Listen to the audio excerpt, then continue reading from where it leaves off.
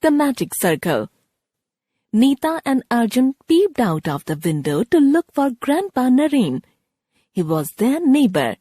He was also their best friend.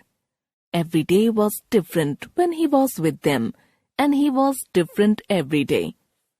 Sometimes Grandpa Naren behaved as if he was their age, 10. Sometimes he behaved like he was 80 years old. At times he was full of fun and showed them things in his house and garden that no one knew about. But at other times he acted as though he didn't know them at all. Now the children crept out and squeezed through the hedge that separated their house from Grandpa Naren's. They bumped into large pots of bushy plants that had been arranged in a circle.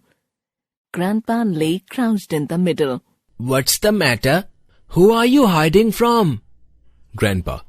Shh, said Grandpa, pulling Arjun and Neeta down instead. They got into the spirit of the game and hid between the pots. That was fun.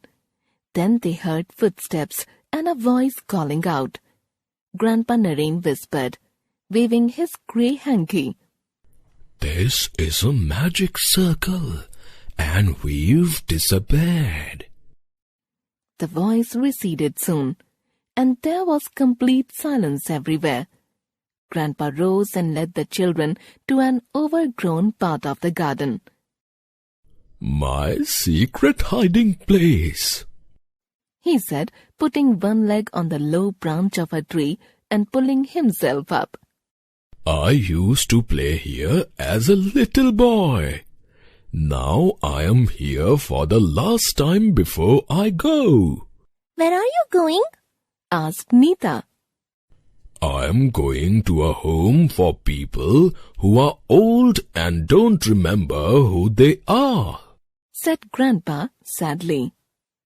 But we know who you are, exclaimed Arjun. You are Grandpa Naren. They say it's not safe for me to live alone anymore, said Grandpa. Suddenly, they could hear a lot of noise coming from the front gate. Then Neeta spotted their parents and Rakhi, the lady who cooked for them. Father and Mother came towards them. It's time to go, Uncle Naren, said Father. Grandpa thrust his grey hanky at Arjun. It's a magic hanky. Please keep it safely.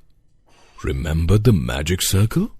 He said with a twinkle in his eyes and walked away. The children took a last look of the tree with its low branches and dragged their feet homeward. They hung their heads so that their parents wouldn't see their tears as they walked in for lunch. Your Grandpa Naren couldn't stay alone anymore, said Mother. He is very old now, but you must not cry, added Father. Your grandpa will live with us hereafter. The children looked up in disbelief. Grandpa was sitting right in front of them. Thank you, Father. Thank you, Mother, said the children together. But Grandpa Naren sat quietly as if he didn't know who they were.